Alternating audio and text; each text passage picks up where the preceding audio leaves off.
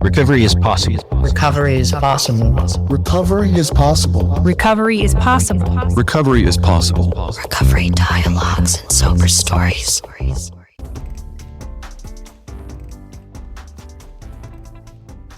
Hello, and welcome to a special bonus episode of Recovery Dialogues and Sober Stories.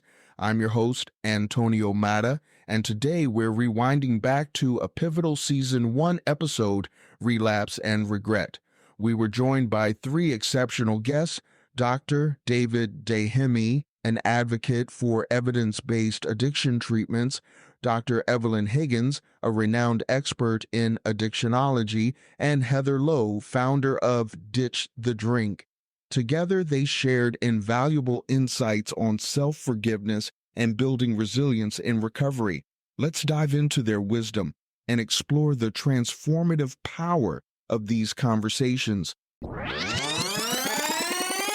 Their relapse and regret as a catalyst for growth and transformation by understanding that they got past it, that they hit that point and still were able to go on. It's just like in life in the big picture. When you meet somebody that has so much character, you know that there are stories behind that. They weren't born that way. It was what they had to deal with in life, with the relapse of life, with the regret of life, to make that their catapult for growth and transformation. And when you find yourself in the trenches and you climb out, you know it is possible within you to do it again. Experiencing a setback in overcoming addiction and managing mental health issues can serve as a moment for personal growth and reflection when approached with an open heart and mind, rather than just viewed as a hurdle to overcome. It is seen as an opportunity to gain valuable insights and evolve positively. Studies indicate that feelings such as anger, frustration, and anxiety often act as warning signs preceding relapses in individuals battling substance dependencies. These emotional cues signal the importance of delving into therapeutic interventions to address and manage these emotions effectively. Incorporating the support of loved ones can promote emotional stability and reinforce one's journey toward recovery, turning a setback into an opportunity for building strength and self-improvement. The individuals in our lives influence our path forward.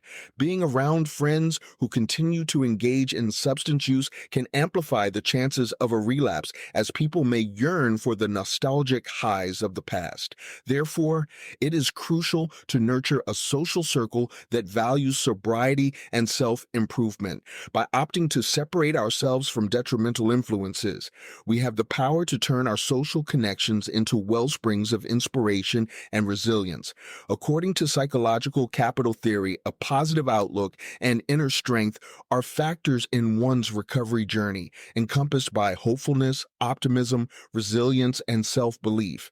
Those with a psychological foundation tend to embrace positive coping mechanisms, which lower the likelihood of setbacks.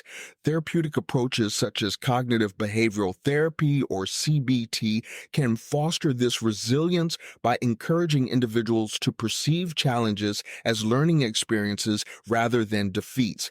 Family plays a role in providing support and stability for individuals needing help and guidance to avoid relapse during their recovery journey by fostering emotional connections and maintaining open lines of communication with loved ones through active participation in the healing process. Myself, I always say, if beating ourselves up worked, we all would have cured our addictions, right? Because we've tried that. We've tried a loud inner critic, and we've tried beating ourselves into the ground and beating ourselves around the block for all the shame and all the guilt and all the disappointment and regret that we've had due to our addiction. So those things don't work. What does work is compassion and forgiveness. And just like a baby learning to walk, you would never expect that baby to learn to walk when it took its first step. You would expect that it would fall on its bum and get back up and try again over and just keep practicing ditching the drink or recovering from a substance also takes practice. So keep practicing compassion, self-forgiveness, kindness, and not expecting that you're going to get it on the first try, right? That it's usually not the trying that works, but the keep trying that works. And for me, I had years of trying before I finally had my last day one. And now I'm happy to report that I'm over 5 years alcohol free. And it took trying and trying again to get me to this place. Navigating the path of overcoming addiction and mental health challenges involves embracing self-kindness as a source of optimism and protection from harmful feelings and ineffective coping strategies. It's more than showing oneself kindness. It's about turning obstacles into opportunities for personal development. Studies indicate that practicing self-kindness helps connect backing with positive recovery results. By cultivating self-kindness through organized measures of support and care, people can improve both their medical treatment progress and overall growth, encouraging fortitude and resilience in the face of adversity. Having self-kindness is vital in dealing with the pressures that can lead to addictive habits like being overly attached to mobile phones. It promotes ways of handling emotions and lessens the adverse effects of shame and worry by fostering a compassionate inner conversation. This self-love is essential for conquering the sense of inadequacy commonly linked with addiction and mental health challenges. Self-kindness and reducing self-criticism are benefits of embracing self-care compassionately, according to research findings that suggest a connection between self-kindness and better mental health outcomes. Thus, it emphasizes the importance of nurturing this quality for overall well-being enhancement. Individuals who tend to adopt healthier coping mechanisms and can prevent relapse have been shown to do this through the avoidance of self-blame and overthinking tendencies. Forgiving oneself is a part of the healing process and personal growth journey. Being overly critical of oneself can create obstacles by intensifying feelings of shame and impeding advancement. Forgiveness paves the way for individuals to acknowledge mistakes and concentrate on self-improvement. This change in perspective is vital for sustaining motivation and strength, turning setbacks into lessons and chances for personal development. The best way for loved ones and family members to support somebody on their journey towards recovery is for themselves to understand that substance use disorders or addictions to drug and alcohol cause brain changes. And these brain changes take a while to normalize. And that this is a chronic disease, just like any other chronic disease, diabetes, high blood pressure, heart disease. And the behaviors that we see with addiction, although those behaviors are not ones that we like, they're symptoms of a disease that's not properly treated or managed. So number one, if families understand that this is a disease process and treat the person without stigma or as if they have a moral failing, but as a person, that can go a long ways to helping them in their recovery.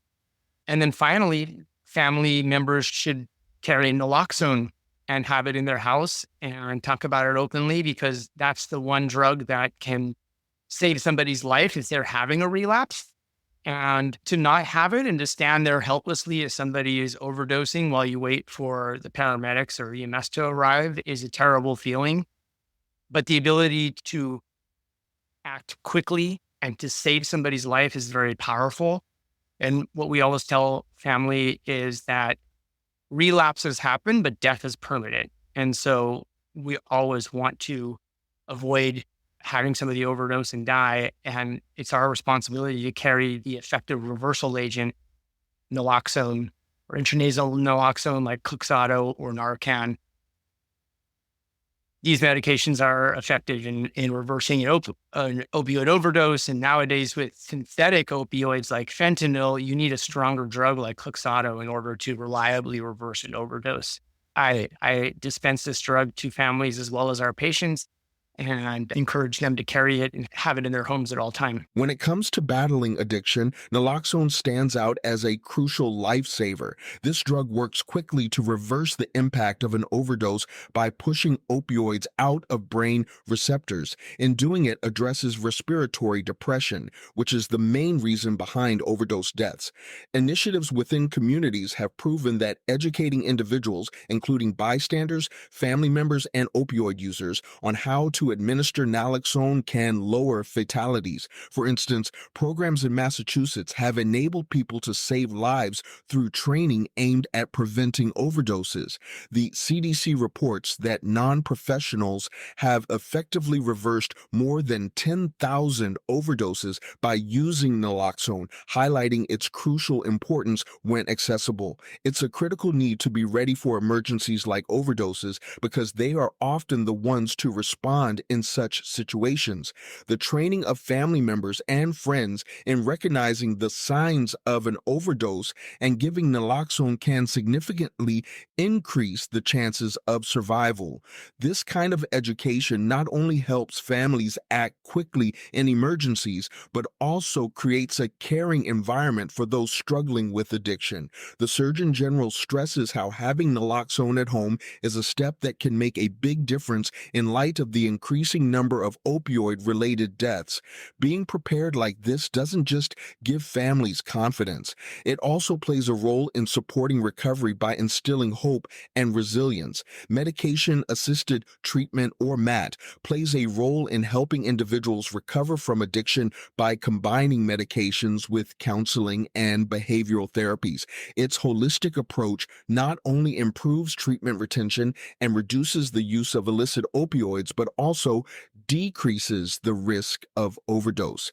Medications such as methadone and buprenorphine are utilized to alleviate withdrawal symptoms and cravings, enabling participants to engage in recovery programs actively. Additionally, integrating naloxone into MAT enhances safety by responding to overdoses. Research indicates that MAT patients who have access to naloxone experience fewer visits to the emergency room due to overdoses, demonstrating the effectiveness of these integrated strategies in supporting recovery efforts and preventing fatalities.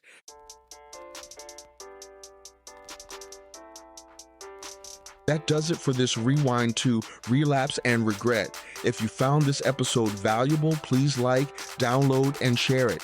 Your support helps us reach more people on their recovery journeys. We're also excited to announce our ongoing GoFundMe campaign. With your help, even a $1 donation can make a difference, enabling us to launch a more impactful Season 3. The link is in the episode description. We're also seeking sponsors who are eager to partner with us. Contact me for details on sponsorship opportunities. Subscribe and stay tuned for more bonus content as we gear up for Season 3. Here at Recovery Dialogues and Sober Stories, we believe recovery is about reaching your fullest potential through deliberate life changes. Like a phoenix rising, it's about thriving, not just surviving.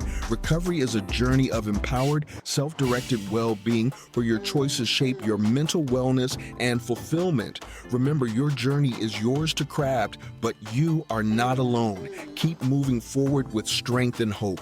Thank you for being part of our community, and see you next time on Recovery Dialogues and Sober Stories.